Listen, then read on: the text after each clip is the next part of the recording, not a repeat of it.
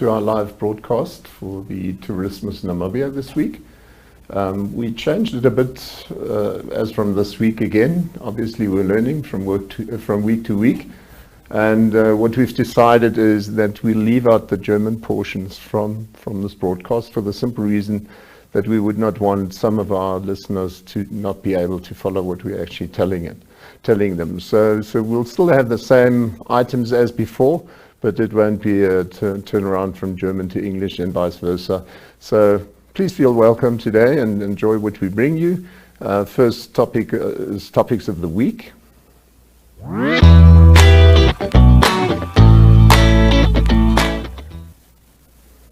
Our first item then is we had a couple of news items from lions this week. It's becoming a problem again. The human-wildlife conflict is becoming a serious issue again, and we suddenly have farmers who are opting to poison these animals again. It is obviously the problem that these animals are moving closer towards the homesteads again, up in the northwest especially.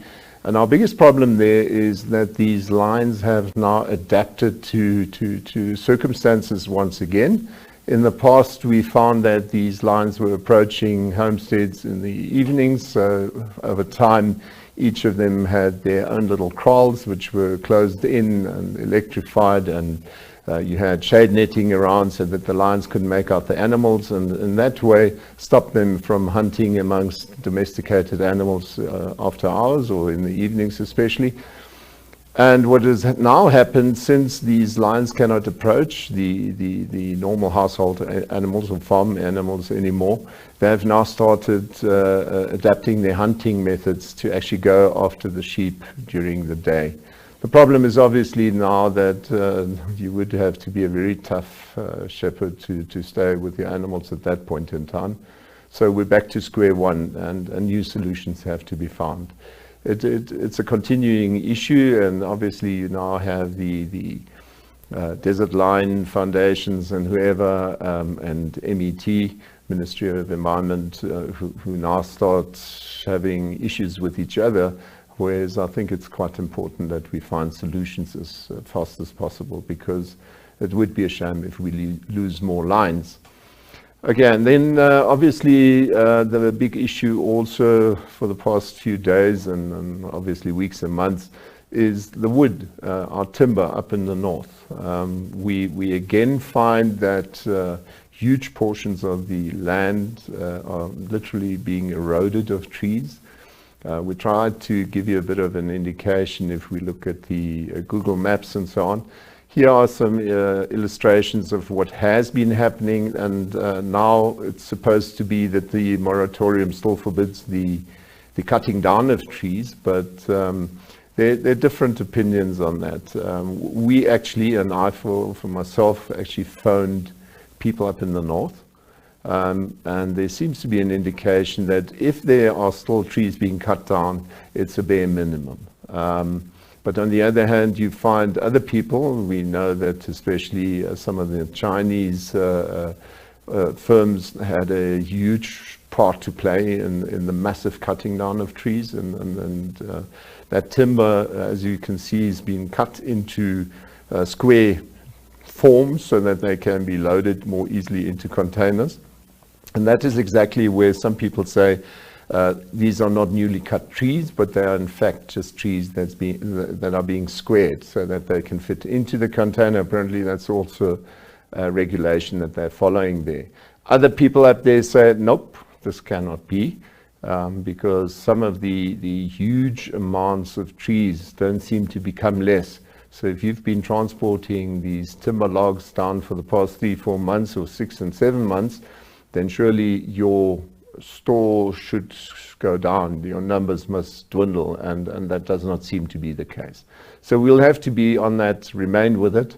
Yesterday I attended a meeting with the UNDP, and we actually challenged the UNDP to become more involved, explain to people what's going on there, and especially maybe even speak to the government, see how they can introduce programs similar to what the EU has already done. And I know that the Hans Seidel Stiftung or those sort of people. They're quite into this whole issue. And then we had good news from England. National Geographic, the English magazine, has actually determined that Namibia is the preferred tourist destiny at this point in time. At the end of the day, people will start arguing, but are we or are we not? I think any of these sort of news items always give us a huge opportunity, and Gitta Stolt of the Hospitality Association already said first indications are there that far beyond those lodges that have been mentioned so far in the article, there are many others who have suddenly received inquiries about what can be done, what's the best time to come, and so on. And we truly do make a point of remaining a sound tourism destination. Hopefully we can actually meet the expectation that has been the result of an article like that. And I remember a year ago in America, we had a similar magazine also mentioning Namibia as being one of the top destinations. So yeah, let's welcome these people and make sure that we actually meet up with the expectations which international tourism puts us. And again, the logs, timber, any sustainability has to work hand in hand with tourism in this regard, because it obviously has a huge impact. And then finally, we've got some very, very nice pictures, but sad as it, as beautiful as they are, so much sad they are too. Because what you see here is a sulfur outbreak or sulfur appearance, basically resulting from apparently a huge amount of algae being formed. And this photo has not been photoshopped. I for my sake, can say that I was totally convinced that these are not the true pictures, true original pictures, and I was assured, no, this is what it looks like from the top. This sulfur obviously makes for beautiful photographs, but is also a problem for our microcultures and stuff like that. So we can just hope that the ocean doesn't warm up too much, because it's part of the problem there. Yes, and that's what we've got for the week. So now it's up for our highlights together with Chloe Deur.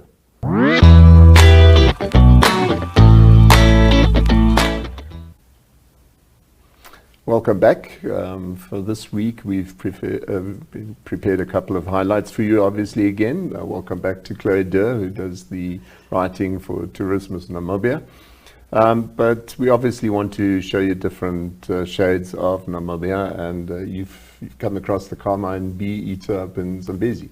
Very memorable sighting, I must say. Whenever I go to the Caprivi, I stay at Caprivi Matoya Lodge, and they have often wonderful bird sightings there. And one of them was they took me on a boat to an undisclosed location, like along the Zambezi, and there were just hundreds of thousands of Carmine bee eater just nestling on the riverbed there. And it was just one of the most colorful, memorable sightings that I've ever seen. Actually, it's unreal how many there are. I'm not actually sure that these pictures even really do them justice. They were just hundreds of thousands, and they have this interesting way of hunting where it's called hawking, and so they move from one spot, catch a beetle, and then go back to the exact same spot. So it's almost blinding when you're looking at the savannah or the riverbed, and they just are darting from one point to the next. But it's one of those things you have to be there to really experience it firsthand, because it's definitely a worthwhile sighting.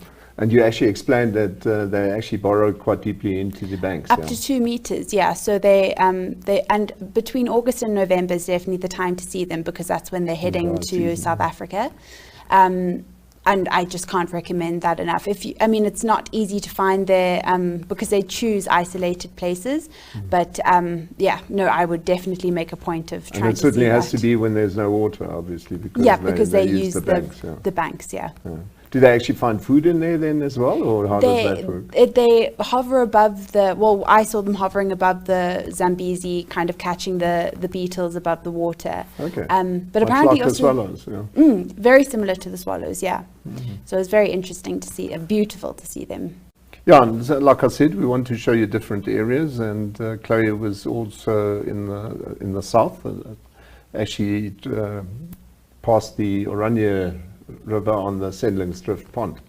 That was one of the most relaxed border crossings that I've ever experienced before across the Orange River. And just with such friendly officials, it's a 6-ton pont that kind of just guides you along the river there with a cable. And yeah, you just radio them once you reach immigration, and they have the pont ready for you.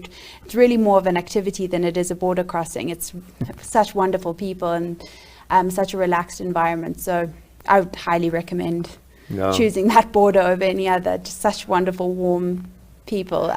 But you must actually be there as a visitor. It's not a commercial crossing. No, it's not a commercial crossing, but it feels like it, if I'm honest. Because I remember when I once did it, it's literally a couple of meters from the lodge on the South African side over to the border point, and it is a very relaxed crossing. There's beautiful. No two ways about it, and it's a beautiful experience because you can decide whether you want to pass in the morning or in the afternoon. Fact is that on the South African side and Namibian side, you've got these lodges and accommodation points.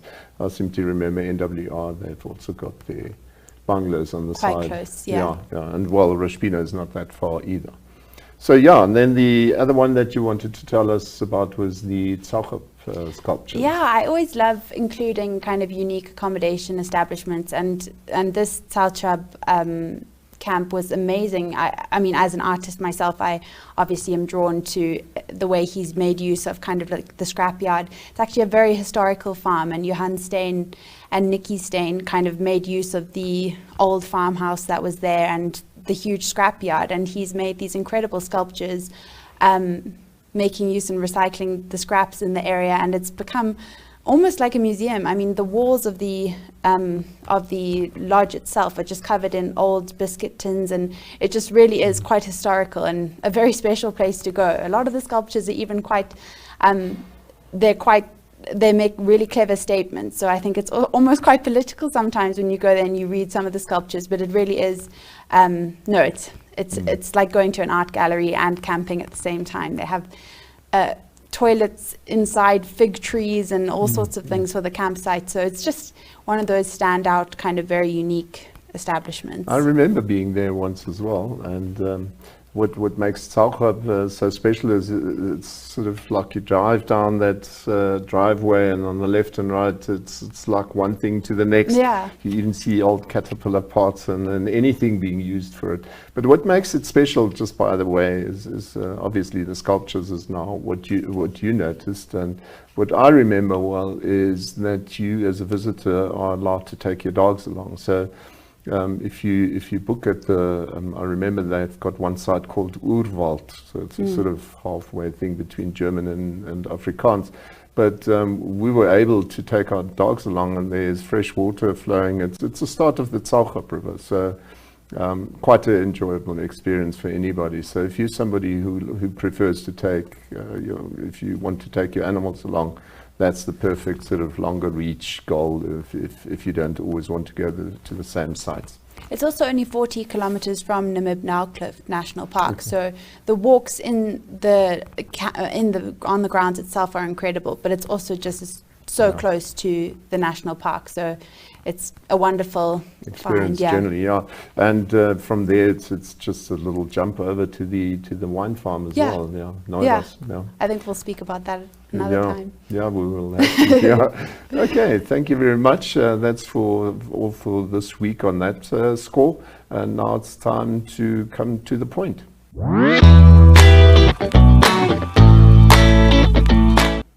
Good day, welcome back to our studio. We welcome Mr. Konrad Rödern to the NMH studios this week.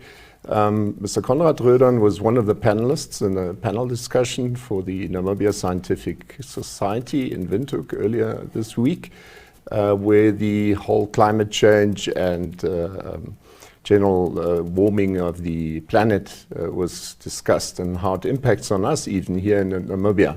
So welcome here. And let us delve into the first question. Good day, everybody.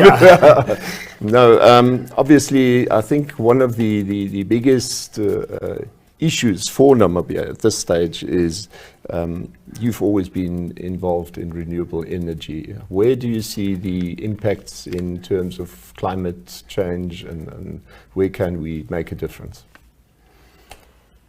Yes, CO2 levels have risen to 415 ppm currently, from 280 ppm about 100 years ago.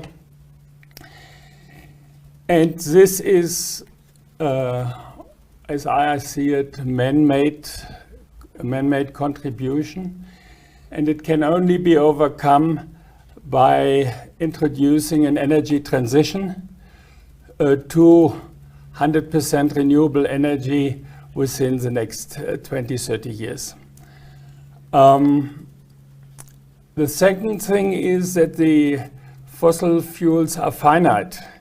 They run out anyway, and by running out and prices increasing, the friction, the wars, and the misery will increase. So by having the transition to renewable energies, we have multi-beneficial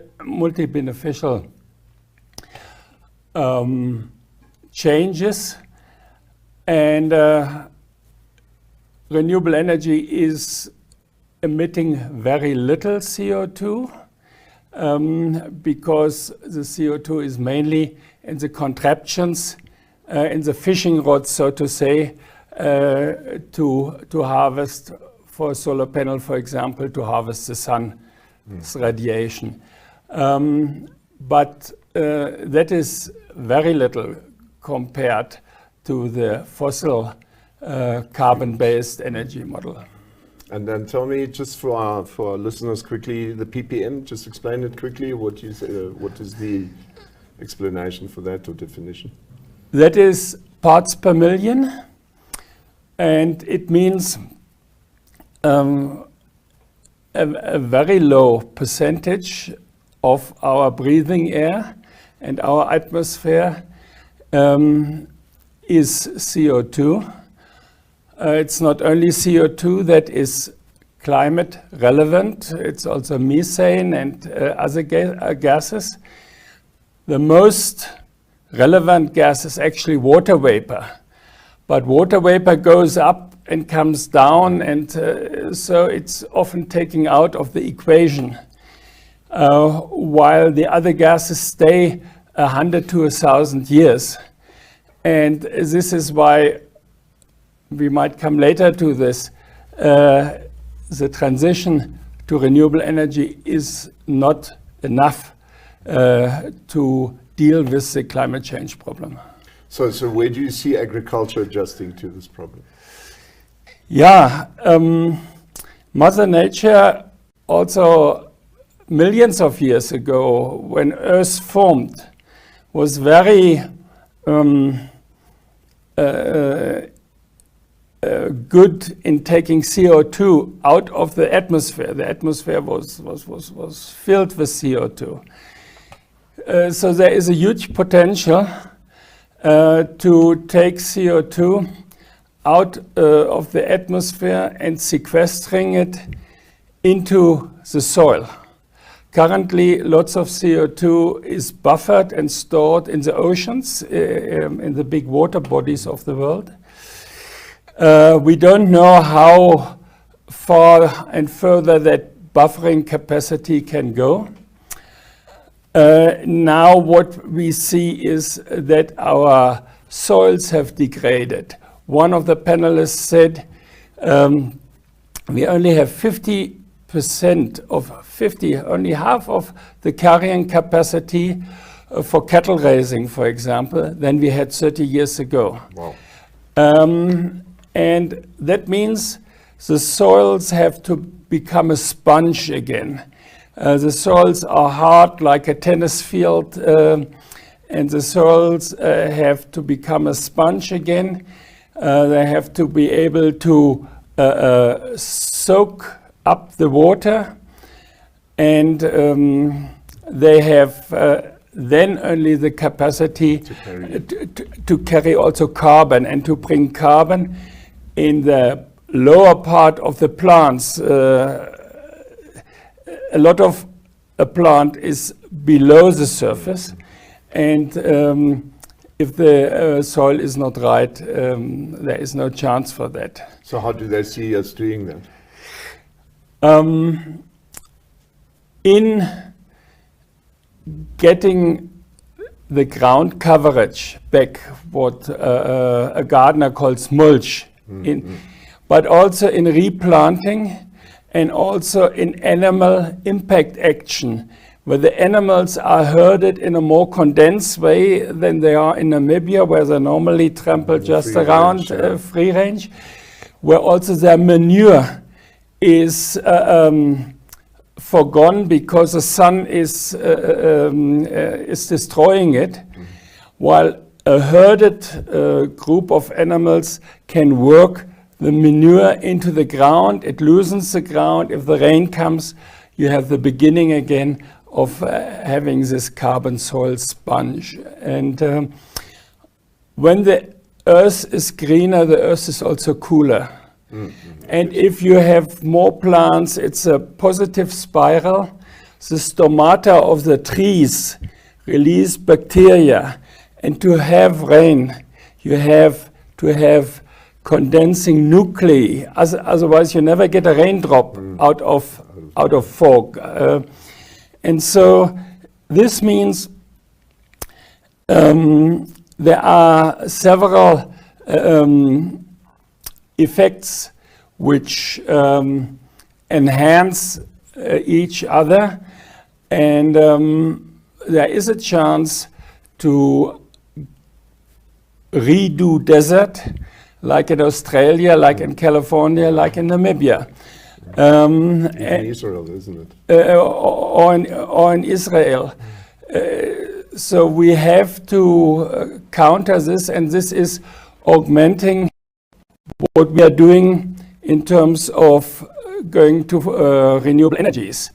But this curve is going up, as I said, from 280 ppm to 450 ppm. But if you look more exact to the curve, it's not going up like this. This is the average, but it looks like this, going up, going down, going up, like a wave, going down. And the wave comes that in the northern summer, the northern hemisphere of the Earth is mostly inhabited with landmass and with nature. And in summer it breezes in, taking CO2 out of the air. Then you have the curve coming down. And what I was talking about earlier means that we want to extend the downgoing curve in that average going up. Catch it on the down and extend it. Catching it up. But in terms of getting this curve down, we are already late, maybe 40 years too late. So this is why Mother Nature also has to help us. Yeah. And then how do this then automatically adds to our tourism theme, I suppose, because it boils down to much the same solutions. If Namibia is only cactus and tennis field, we don't have a carrying capacity also for our wildlife anymore. And so tourism has become such a big contributor to Namibia's income that what I said earlier is very important, obviously, for tourism. And tourism can become greener as well. I had my 28 years in the solar industry, as you mentioned, and especially in the last 10 years with better batteries coming, becoming available, many lodges and other partners in the tourism industry changed to renewable energy. They have feed-in systems, lodges go off-grid, and if I think of the theme of the talk and the panel discussion, Namibia in 2040, living with climate change. What I, for example, see is that we have electric buggies instead of the normal double cab buggies. Getting used to. Yeah, and there are a few on the market. They are just not feasible financially for the Namibian industry. But we have companies, car hire companies, that have 250 double cabs. If they have electric double cabs and every lodge fills it up with solar power and makes it overnight ready to go the next 300-400 kilometers to the next place. It's more than enough. It's more than enough. And obviously we forgo to buy fuel and to buy electricity from outside. It's money staying at home. Billions of money, up to 4 billion for electricity and up to 12-15 billion for oil products. It's money staying at home. Obviously, it's a big transition. It can be pretty disruptive. So this is why I'm advocating, let's start now, that we all have a chance to adapt, like we have to adapt to the effects of climate change. Well, we could possibly continue this talk for hours and hours. The idea is obviously to bring you a small interview each week. So thank you very much for making the time, coming in, and thank you for the insights. Thank you very much. It was my pleasure. Okay, and then finally for today, we have the picture of the week. It's from Johanna Richrath. She sent us a photo displaying what most of us have seen over these past weeks when we had our first good rains. These massive fields full of devil's thorn, Davilkies, whatever you want to call them, in German, Morgensterne. The sad part is, as beautiful as it is, it's actually just the indication that our field has really gone through a hard time. But still, nevertheless, enjoy the picture.